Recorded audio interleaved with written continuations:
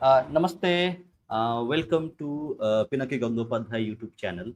So, as promised, we are back uh, today.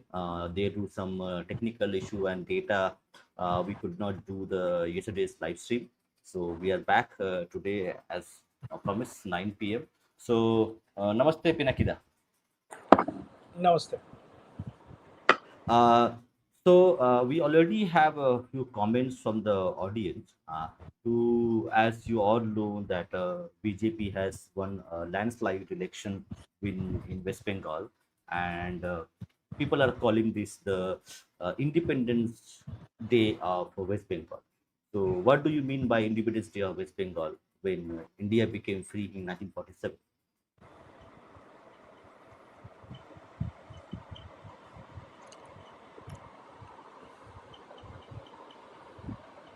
Yeah, Pinakida, you're able to hear me? Yeah, I'm able to hear you. Just a second. Yeah. I'm just loading the deck. Give me one second. Huh.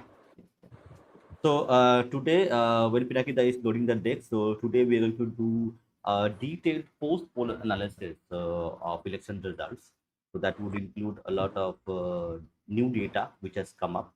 So I think this will be a very fruitful session where we will do a post-mortem and the future policy decisions which needs to be taken by the BJP government and the West Bengal government. And probably we also take some questions from the audience as well. So stay tuned. This is going to be very informative and analytical session where truly we are going to decipher the pulse of the people of Bengal via data.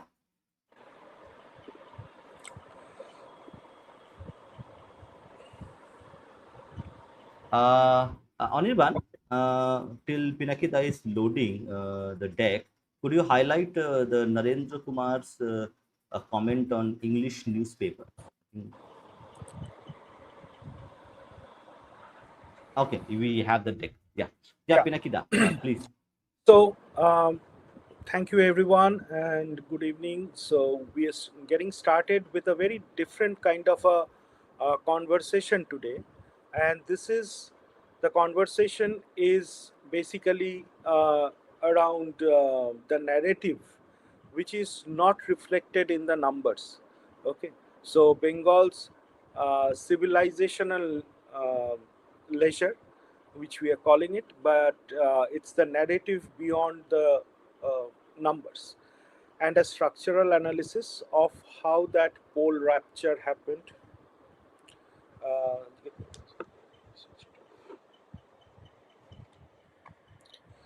uh, okay, so let's get started. So here, what we'll get to discuss today is primarily on what all the drivers that has led to this, and beyond the obvious ones that we all know, and then go into a question and answer session, and would appreciate any questions coming from your end.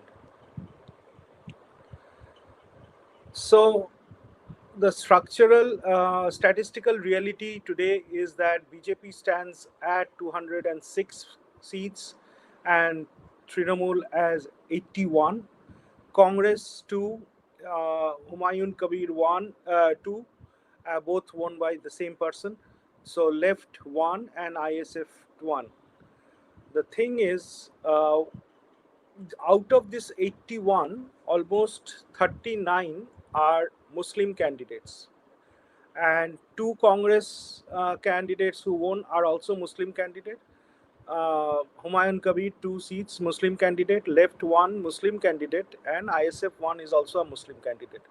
So you have a parliament, you have an assembly where you have a 39 plus 140 plus 45, 45 people out of say roughly 90, which is 50% of the opposition is Muslim, and 45 out of 294 seat assembly is is your is 25% of the total assembly.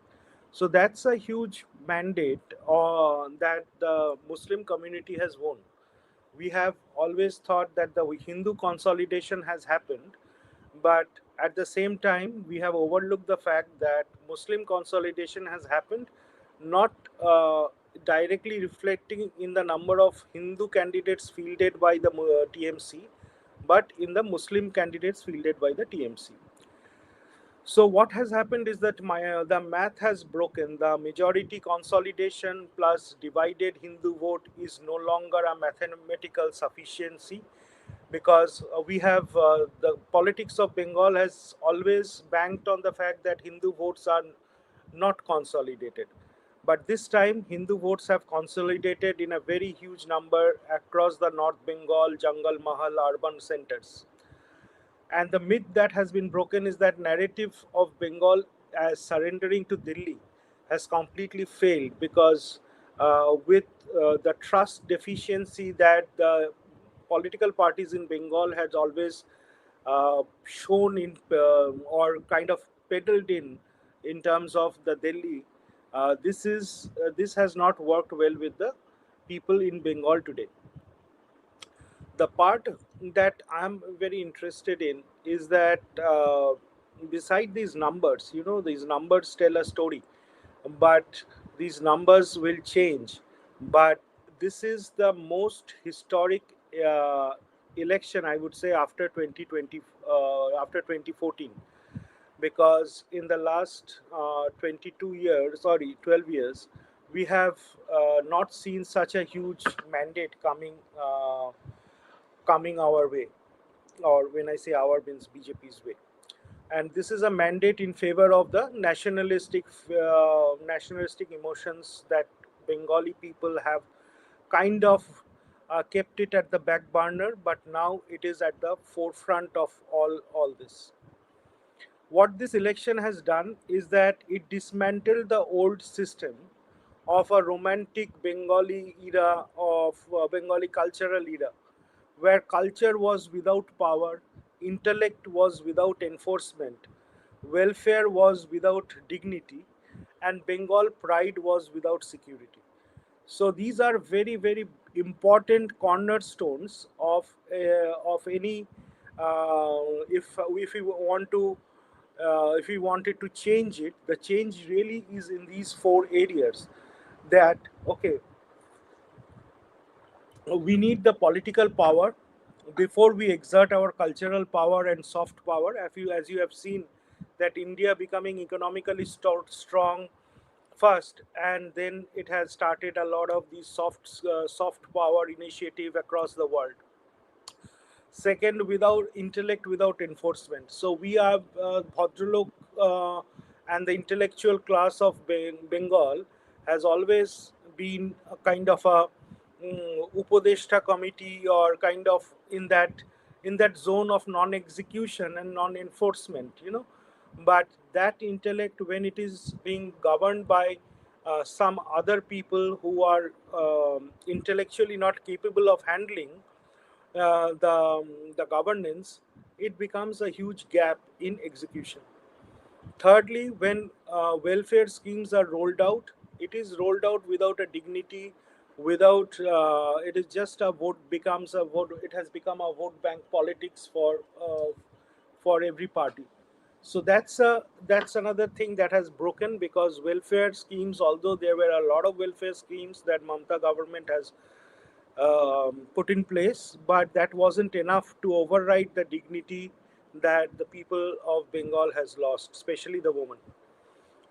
Bengal pride without security. We have talked about Bengali Ashmita, or Bengali pride and Bengali superiority. But when our borders are porous, when our security is at stake, when the killings are happening at a random pace, then this pride doesn't mean much. So this election actually dismantled that.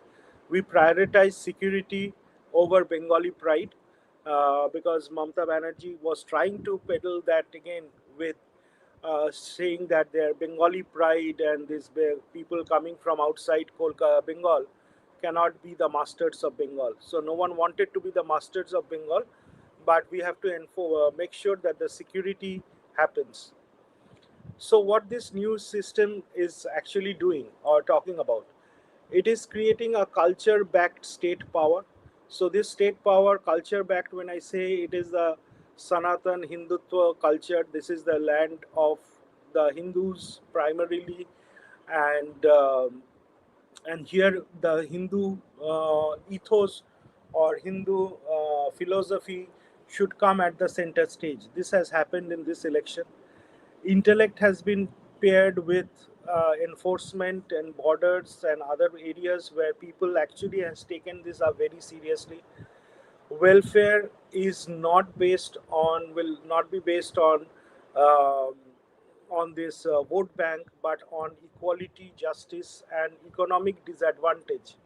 Okay, it is not that all women would get a 1500 rupees thing, which we have already guaranteed that BJP will give 3000 to everyone. But I think that has to be more equitable. But that's again my personal thing. It's not a party thing. Bengali identity fused with security. So that security first, nation first, these kind of things have come to the center stage in this election.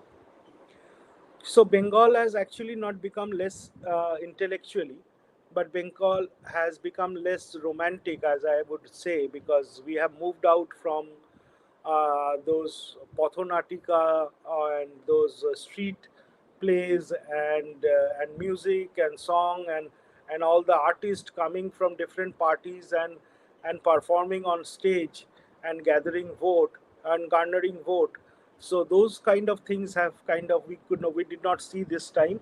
We did not see those television and movie stars getting tickets, especially from BJP. We did not see those intellectuals, left-wing intellectuals, creating those march on the streets of Kolkata and creating an atmosphere that we are losing everything as we subscribe to Hindutva. Okay, so that's a huge shift in the grammar of Bengal politics, and we have to really appreciate this fact.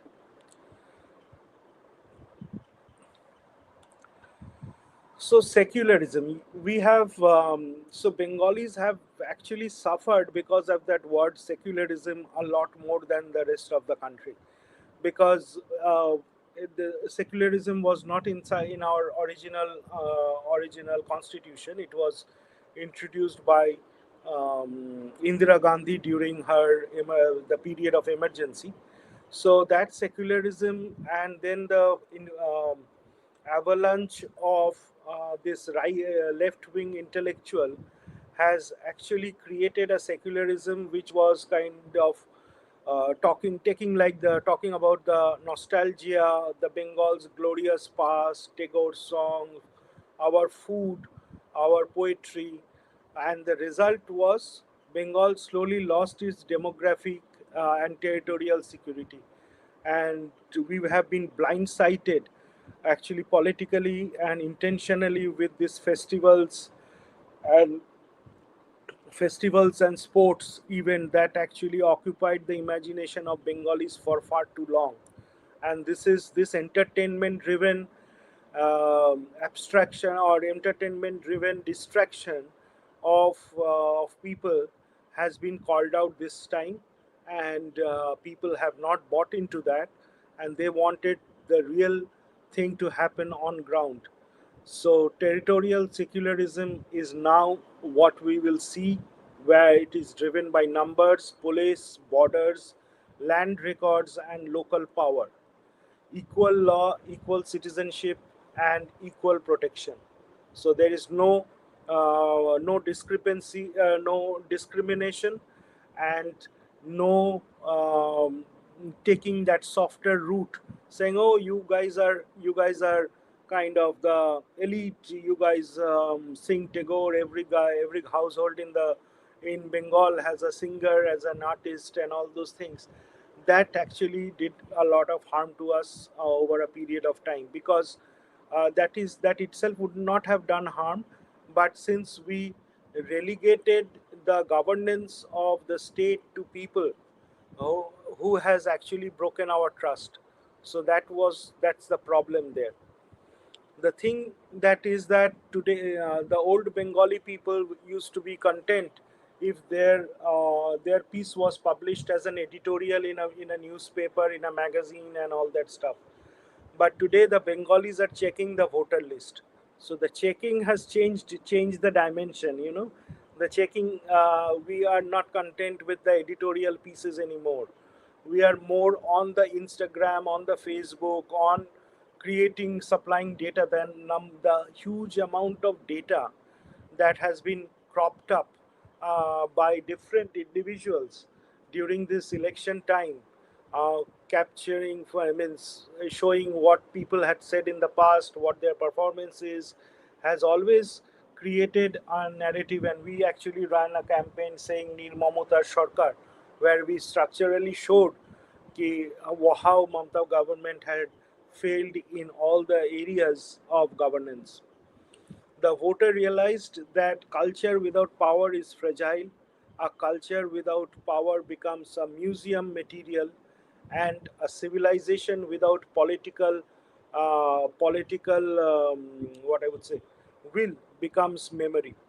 So we cannot live in our memory in our past, but we have to live in the present. And the present dynamics, as we have seen, that there has been a lot of terrorist activities going on in the border states, in the border districts. I'm sorry, border districts, as well as in across the state. The Hindus are not feeling safe. Was not feeling safe until now. So all this has kind of been addressed through this huge mandate.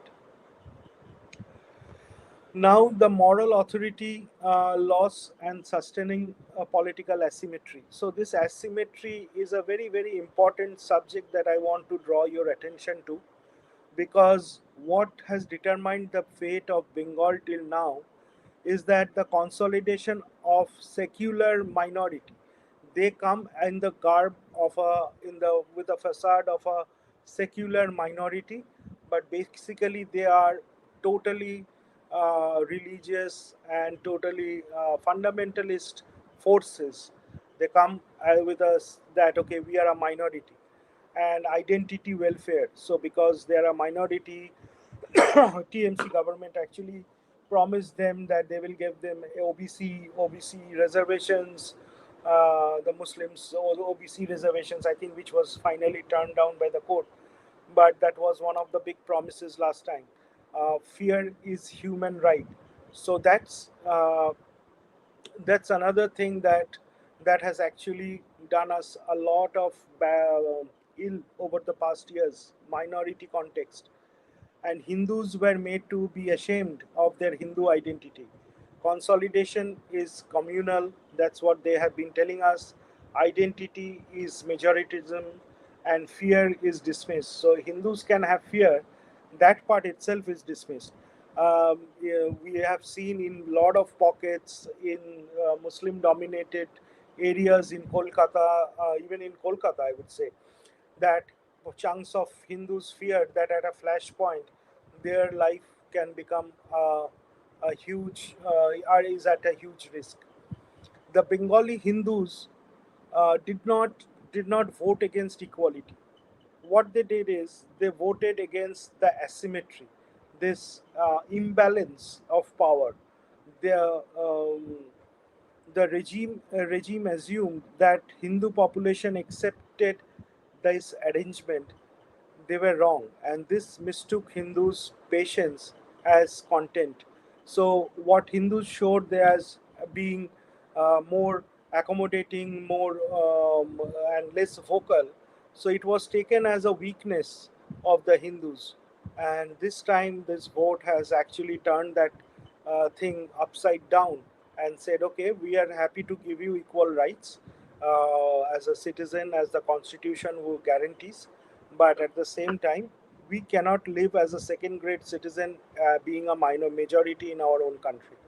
And that is where fundamentally our was the argument that Shama Prasad Mukherjee made when uh, they said, when he said कि Hindus cannot be a perennial minority in their homeland.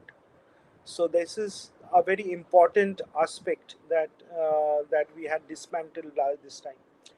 Also, the voter has been living in a fear network of fears, local club, panchayat syndicate, police station, contractors, major minority brokers, youth gang, festival permissions, festivals, and so there is a lot of pressure that is invisibly created by this.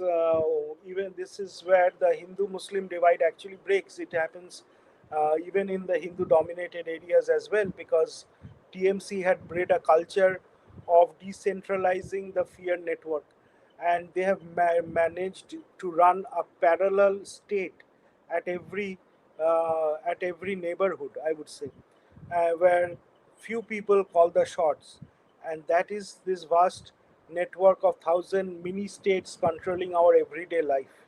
So this has been dismantled this time. We are extremely happy. The Bengali voters should be extremely happy that the environment of fear has been dismantled.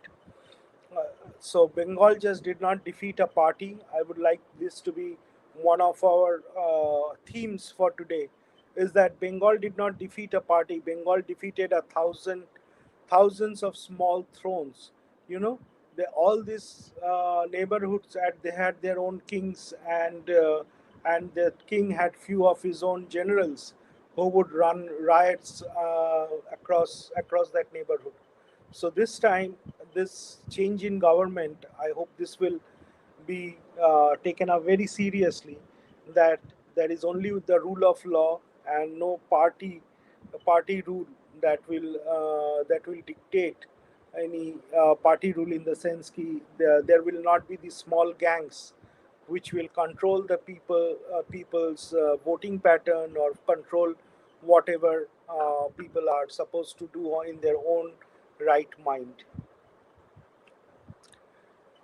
I'll briefly touch upon the constitutional reversal that I spoke about the last day. See this in 1946, the state, this has been 80 years since 1946, and this vote actually brought back the Hindu state of West Bengal into the larger Indian national state, Indian state. So Bengal has been living a separate life, and this has been a thing for many years, or many decades, I would say. And the center and the state divide has actually costed us a lot of agony, economic agony. Our education, our everything has suffered because of this. So the cost of fragmentation has been that state failure, lot of street violence, Hindu living in the fear, and neighborhood defenses that happened with Gopal Patha and others. So while Shama Prasad was taking up the national political agenda of or the Hindu political agenda, Gopal Patha was fighting it out on the street.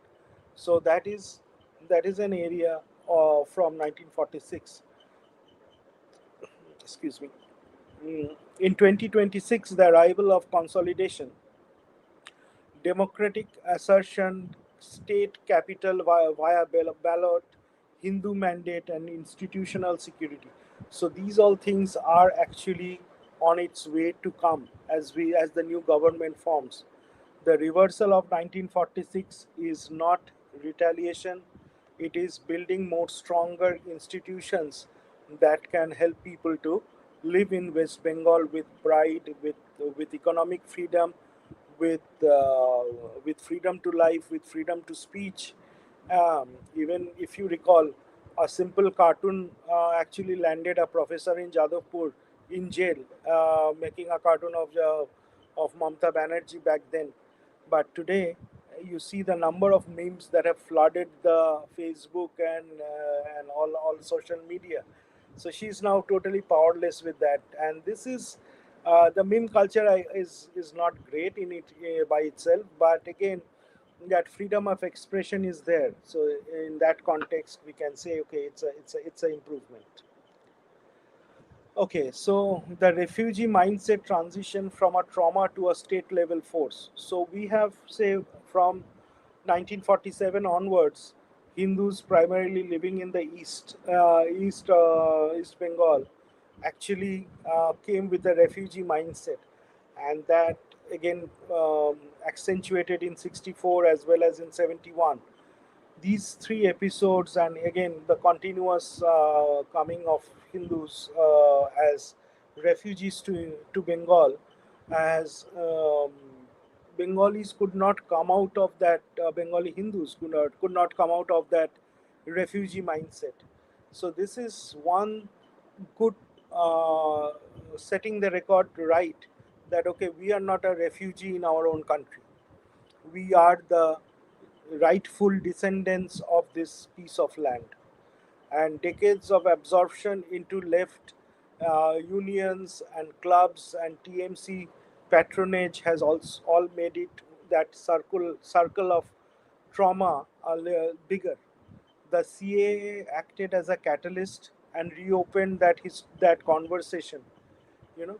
And this political mandate is a huge thumping victory, and if we can end it with a uniform civil code, where all people, their right of inheritance, the right to marriage, right to everything is uniform, so that will create a very equitable society. And we look forward to that day when UCC will be introduced in Bengal. Okay, so Hindu refugee carried a specific memory, land lost, temples lost, documents lost, dignity postponed. Partition remained fundamentally an unfinished work in Bengal. You know, we still have that Bengali Hindus until their citizenship, memory, and dignity. So the point here is that partition was supposed to happen on the lines of Hindu Muslim lines, but the fact that Muslims refused to leave this part of the country, and Hindus also stayed back. A lot of Hindus stayed back in Bangladesh during that time. So partition has always remained an unfinished work, and unless that unfinished work is finished, the borders are sealed. The country will not be able to breathe in a proper civilizational ethos, in the proper way that we should be living in.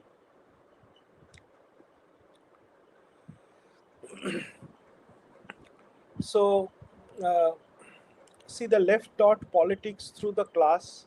So, although they spoke about demolishing the caste system, caste in the sense ki the bourgeois and the haps and the have-nots, but in effect they created that class divide much bigger. TMC actually taught that welfare will is basically a benefit, is a benefit. So the haps and the hapless, the resource distribution during Borga movement and land distribution, land reforms in Bengal, actually gave that who owns the resource. The resources were distributed, and then again it was targeted to giving the Muslims a lot of these lands that they now actually occupy today.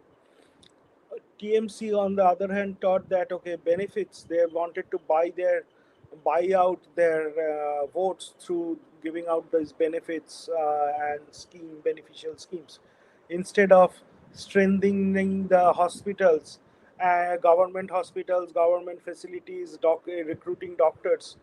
What TMC found it easy is to give them a Shastro Shati card and let them roam around in the city, say from hospital door to hospital door, and seeking like what is for a decent medical treatment. So that they kind of passed on the buck in the name of benefits. In 2026, introduce the civilizational politics. Who will inherit this land? The border fencing, voter roll purification, and I strongly believe there needs to be one more round of that, because still not everyone is every that role is very clean. We also have 25, 26 lakh people whose adjudication is pending, and that has to be cleared up very soon. Um, Stopping this infiltration, stopping this demographic time bomb which can burst at any time. So this demand for modern civilizational statecraft through um, through law and order and demographic um, realism is very very important for all of us. I hope I'm making sense. If not, please write in the comments and we will take it up and stop and revisit any part that you would like me to revisit. So, Pinakida, yeah. just I think you the volume is a little bit less from your end. If you can speak little bit louder, that would be because we got a comment that the volume is little low. Oh, okay. Is it? I don't know if it is better. Better, better. Okay. So the emergence of modern. So what it has now done is the emergence of new Bengali Hindu modernity. So previously, our cultural roots, if you see Rabindranath Tagore and all the literary figures, Tagore is just one name that I put in because he represents the whole of the literary circuit or the that Renaissance period of Bengal. So Tagore, we have the Shakti Puja, we have Kali Puja, we have spiritual and religious roots. The Bengali today actually, and then we have these modern roots in terms of say Vivekananda to nationalism, all getting their birthplace in Bengal. The startups and say the ISI institutions like ISI, which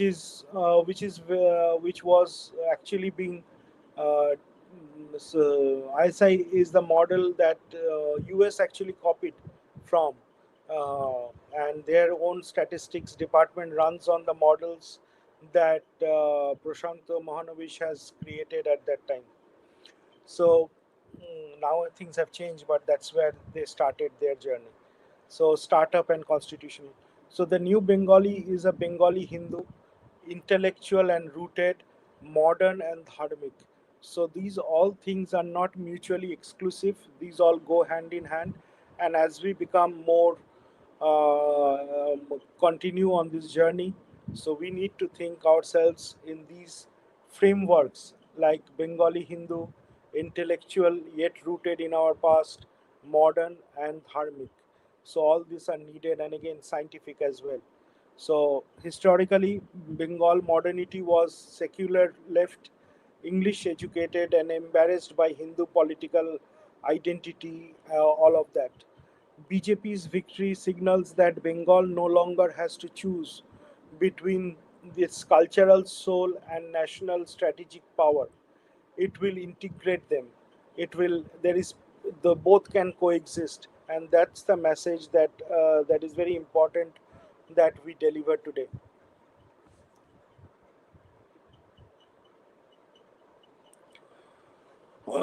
So there are few, the always we are anything that starts any imagination is a imagination is subservient to a language, the vocabulary. So some of these words like hindutva, infiltration, demographic change, shama prasad, noakhali, direct action day, hindu victimhood, these were actually taboo words that Bengalis never spoke of. I see the Bengali Hindus never spoke of, or even when they spoke, people actually ridiculed them and called them out for talking, telling them means how can they be talking about Hindutva while Hindutva is nothing to do with Hinduism as a religion. It's our cultural and civilizational identity. So Hindutva, infiltration, and demographic change. We forgot Shama Prasad in the last 80 years. Noakhali, Direct Action Day, where thousands of Hindus were killed, um, and Hindu victimhood. So Hindus could not claim the victimhood being the majority population on paper. So now the future and civilizational responsibility that is bestowed on us is restoring our temples, supporting Sanskrit education, documenting our memory, correcting the history lessons that is being taught, Educational institutes needs to be totally modernized, as well as anchored, and students should be taught of the greatness that Bengal had, upholding law and mentoring the youth. So these things are our responsibilities in the coming day. When I say our, means every Bengali educated and who wants to be part of this process. Revolution in political vocabulary and end of excuse helplessness for Hindus. So these things are a very critical element. Changing the terms of respectability. This was not a communal voting, this was a civilizational accounting. So let's get this very, very clear. So there was no communal voting, otherwise, there would have been a communal tension immediately after the election has been won. So we haven't seen a single Muslim being attacked by Hindus after this election. If some places where it has any violence has happened, it is between two political parties. So this is a very important marker. 2026 mandate is not about shout, it is about leisure, taking stock of what the Mamta government has done wrong and making sure that she doesn't get another term to continue that wrong against the Hindus, against the state, against the development, against education, against medical facilities, against against every development index, against females, against against diminishing woman's dignity, so she doesn't get to get back this chance again. Winning Bengal was politics, rebuilding Bengal is dharma. So let's keep this as our mantra and move forward. Winning Bengal was politics, rebuilding Bengal is dharma. For decades, a Hindu could be cultural, literary, devotional, and festival loving, but the moment he became political, he was called out as communal. And today, in 2026, we broke that glass wall ceiling. That 2026, that acquisition lost its power. The Hindu voter did not merely choose a party, he withdrew consent from a system that demanded Hindu silence as the price of secular respectability. So, this is a very important statement. I would like to reread this statement so that all those of you are listening, please focus on this as an important thing. So for decades, a Hindu could be cultural, literary, devotional, and festive loving, basically. But the moment he became political, he was called a communal. The same label was not again was not put against a Muslim when they were asking vote in the name of their community. In 2026, that acquisition lost its power. No one bought into that. The Hindu voter did not merely choose a party, he withdrew consent. And I repeat, the Hindu voter withdrew consent from a system that demanded Hindu silence as the price of secular respectability. So this has to be ingrained in our system. Ki this what this election actually did to us. And with that, I call it. Means I end this presentation, but I'm happy to discuss and take questions from here on. Uh, Bhupen, Yes, Pinakida, thank you very much for yeah, this wonderful presentation and also enlightening us a few of the very most important data points and also analysis in terms of civilizational, in terms of political, in terms of demographics and social. And yeah, we have a few individuals. We have Didi, Hindu Jada Didi watching us. She is part of our movement, and we also have some new guests who have come because Mr. Dhirendra Pundir had shared your channel link. So a lot of people from new people have come.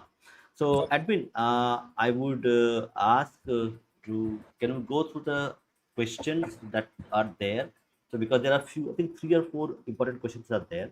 Let me just scroll it down. I Yes. Okay. Go ahead with this one.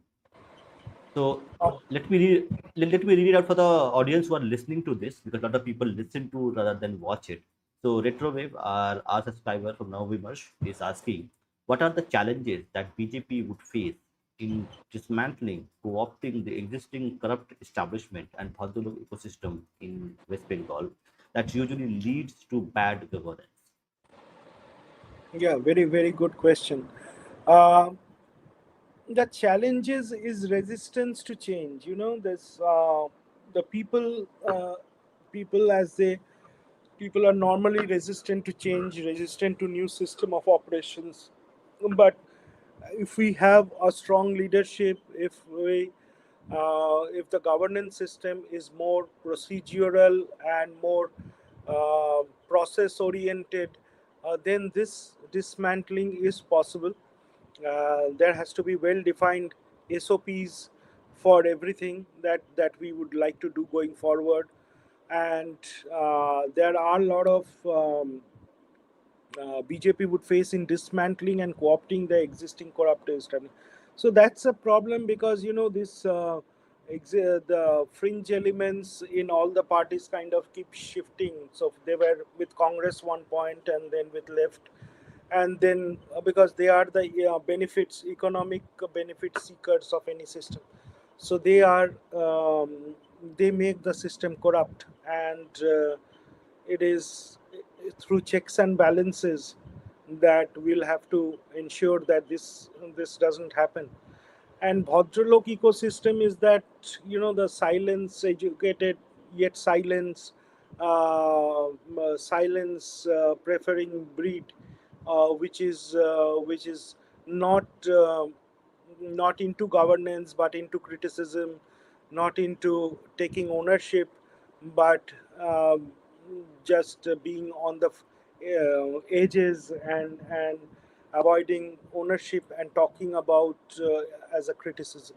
So we'll have to come out of that shell as a Bhadralok ecosystem. So there is, and I think you'll see this happening more. Um, and we kind of represent that same class ourselves, um, in this group that we have. So we have come out of that shell. So I hope that in the coming days, other people will see this change. Okay. Uh, Okay, that's a very interesting question. Do we need a tram system? The old trams that we used to see, now it is being disbanded. Yeah. So, do we need? Can we revive the tram system the way we have in Europe, or is it something which is not feasible economically? It's not about economic feasibility. It is, see, there is, uh, when we talk about Europe, um, the roads, the number, the population, you know, a tram can, means I have lived in these countries, so I know these trams even will run for two people sitting in that tram. And it is totally, you buy a daily ticket and you can hop in, hop out on any public transport you want for that 24 hours. But trams are good, and the thing is that we don't have the ratio to land to road ratio in Kolkata is very less, and with an amount of population and a slow moving tram is actually creates a congestion. But if trams can be, if separate freeways and separate like a circular rail network that we used to have, it still has, but we haven't, the Calcutta hasn't leveraged it well enough anytime. So the whole city has a circular rail, but that circular rail is not being used at all. So I won't say at all, but very not much people do it because it's not efficiently run. So if we can think of that kind of a system, and trams over there or whatever, trains, so that would benefit more. And basically, where this gap is, it's a connectivity. So you can reach from point A to point B, but if you have to go to from to another area, then you don't have the means that you will can. So in Europe and other places where everything is connected, so you go from a tube, you could reach one place, you then hop on to a green line or a red line, and then can reach any part of the city. But here it is that connectivity is not there. So it is just one stretch. Say till now, the metro rail ran from Goria till Damdam, or yeah, Damdam, now the Khineshwar. But then now it was added till Howrah. But then there is a patch which is still in Salt Lake, which is not connected. So what do? It makes it very inefficient to operate.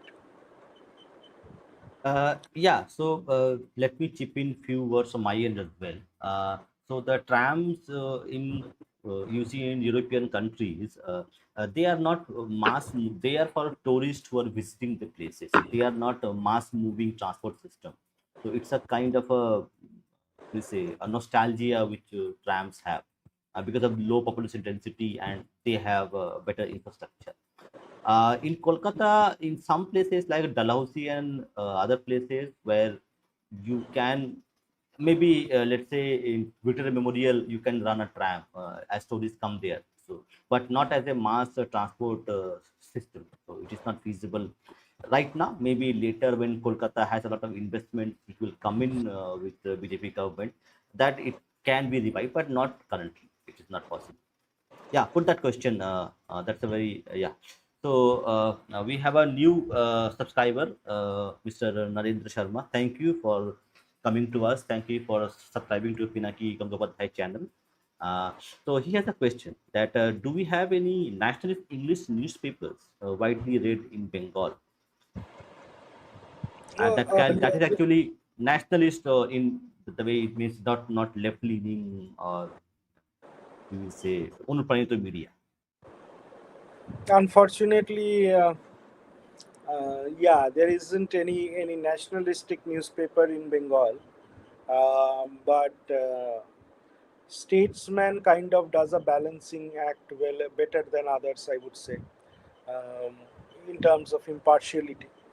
But other newspapers, I can't. They have a real political bias towards the ruling party, because these newspapers are all run on government ads. So because newspapers don't make money today, so it's all run on government ads, and they cannot kind of rub the government in a wrong way with their editorial and with their thing. So unfortunately, there is none. But again, this is a good time, and I think this is a good suggestion actually. Bhupen and Anirban, we can start take this up at least as a digital newspaper, if not as a physical newspaper. You know? Yeah, yeah. So, and one more thing, can you put up the USHA app? I think it's important. On your part, can you put that USHA app link, and I also share the screen as well. So, like, we are not running a newspaper as of now, which is nationalistic, but we have a app called USHA app. So there, it's a kind of soul of Sanatan where you will be able to. It's an unfiltered video platform that we are building. Pinakida has taken that initiative. You can scan the QR code, and also you can. I have pinned that link. You can copy paste and just install it on your devices. So you will find a lot of nationalistic spiritual content there. We are building the platform, so we will request people to just install it and watch few videos. But we are going to add hundreds of hours of content, political, non-political, spiritual content there in that platform in coming days and Yeah, months. yeah, and Yeah. we want. I would like to emphasize that USHA, the idea of building USHA is to see. We are at the mercy of these social media platforms algorithm, and whenever a Hindu content is uploaded on any of this YouTube or your Facebook, and they kind of flag it, and a lot of people kind of flag it and report on it as communal and all that, and their viewership comes down. So we wanted to create a safe space for Hindutva nationalist conversation, and so that not only our generation but our kids also gets to know exactly what is there.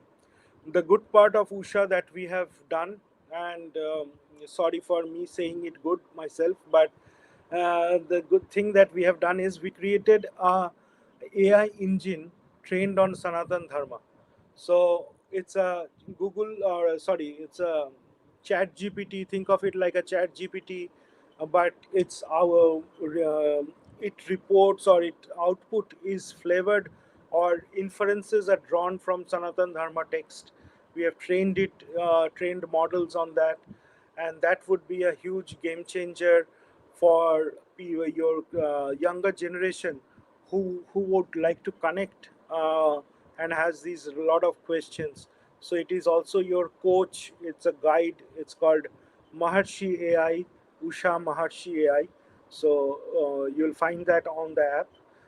Beside, there is these video essays and streaming things, plus your podcast, um, plus your training sessions, which we are actually kind of starting soon. We are not yet there, but we are starting soon. It's a very intensive activity. We have a very small team to do it. So any contribution, any if anyone wants to come up with ideas, we are most welcome. So this is there.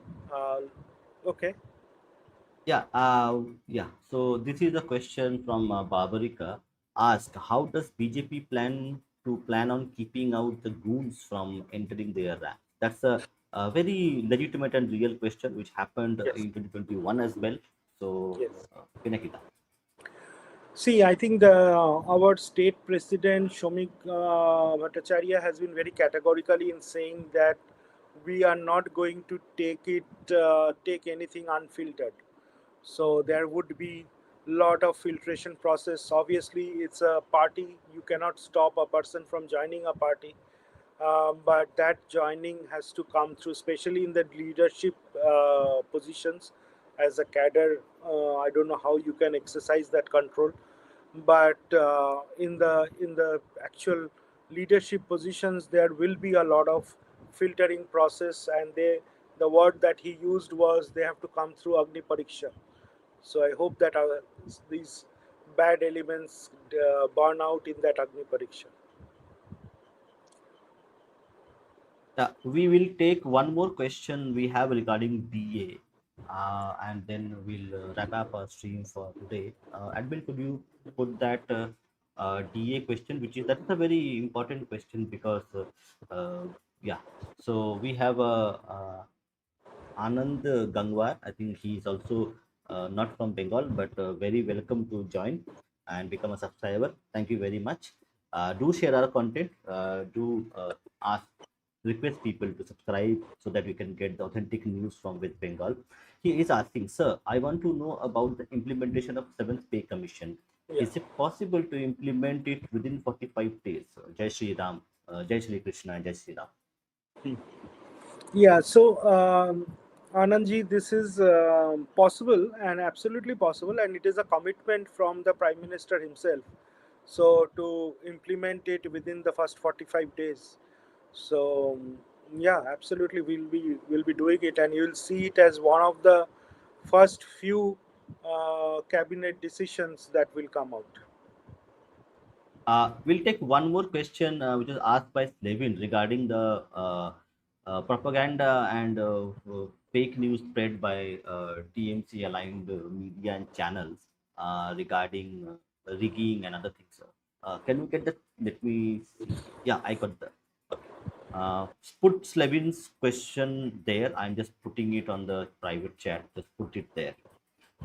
This is the last question we'll take. So he says, Didi says CCTVs were offline for 6 hours in 100 constituencies. TMC workers were killed today, 3 deaths. Did that happen? So this is the news being spread in social media, in also some other platforms, YouTube, Yeah. Facebook. So The election commission has not confirmed whether this has happened or not. But one thing that I would like to say on a lighter note is that uh, mm, Mamata Banerjee has complained of all these things, these irregularities, and moved to Supreme Court, as I hear. And Supreme Court has granted her plea and cancelled the Bengal election.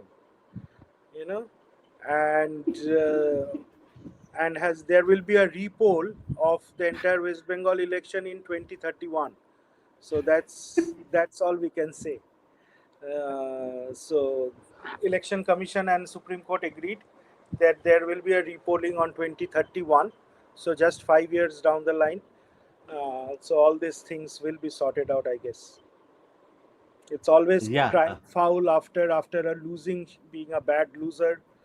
Doesn't help the image of Bengal. She should be more concerned about the image of Bengal rather than saying all these things.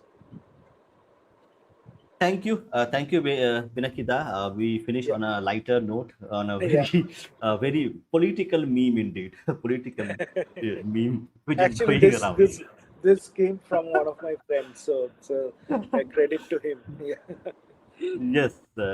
So thank you again very much, Pinakida, for your yeah, time, for this yeah. wonderful presentation. I think a lot of people who watched Hope it would have everyone, been yeah, enlightened. it added value. It We spoke something different, right? Rather than who won in Murshidabad and who won in Malda. So we talked something different and something meaningful for discuss something. So if there are questions, do reach out, do post your comments, and maybe is there a way that people can comment later on and I can respond? Yes, yes. So let me share the screen again. Hold on. I'm just sharing my screen. So for the audience who have not subscribed to Pinakida's channel yet, um, yeah, this is the one. So Advin, could you put the shared screen? Yeah. So this is Pinakida's channel. So the channel name is Pinaki Gangopadhyay. Uh, Single word, Pinaki Gangopadhyay. So if you just type this single word Pinaki Gangopadhyay on YouTube, you will be getting Pinakida's picture and that is his channel. So you can subscribe to the channel, and also on this video or many other videos we have, you can comment, and if you have any questions you can ask the comments. So Pinakida will be able to see those comments and they can answer them for you. So that's how people will be able to And communicate. also on Facebook, if you want to follow there, I keep posting a lot of stuff on Facebook. We are from an older generation, so we are not Insta ready, as I would say. But on Facebook, if you want to connect with me, please. Yeah, I am also sharing that as well. So I'm just sharing Yeah, Pinakida's Facebook page as well. So Pinakida's Facebook ID is Dear Pinaki. So DEARPINAKI. So yeah, facebook.com/, Dear Pinaki. That is Facebook ID. So there also you will. I think Pinakida is more active on Facebook than YouTube. yeah. We But are the I think older generation, so yes. So here you will find you can comment on the videos that we post here. He also is sharing the stories there, so you can connect there as well and ask questions. So wherever you feel like comfortable, yeah, do follow our Facebook page as well, and also YouTube. Subscribe to the YouTube channel as well. So that's it for today. I think we yeah. are on time. We are 10 on p.m. time. We are finishing. Thank you, everyone, and really appreciate your time, Anirban. Thank you there for being there, Bhupen. As always, you're a superstar. So, thank you so much, and thank Yeah. you everyone for listening in, and all those who will listen into this, listen into this on a recording. So do subscribe, do get in touch. Let's build an ecosystem where a good conversation is more valuable, and today it is rare, so it's spread that word with your friends and let us build that community. So Thank you. Jai Shri Ram, Jai Vande Shri Ram. Mataram, Joy Ma Vande Kali. Mataram. Bharat Mata ki jai.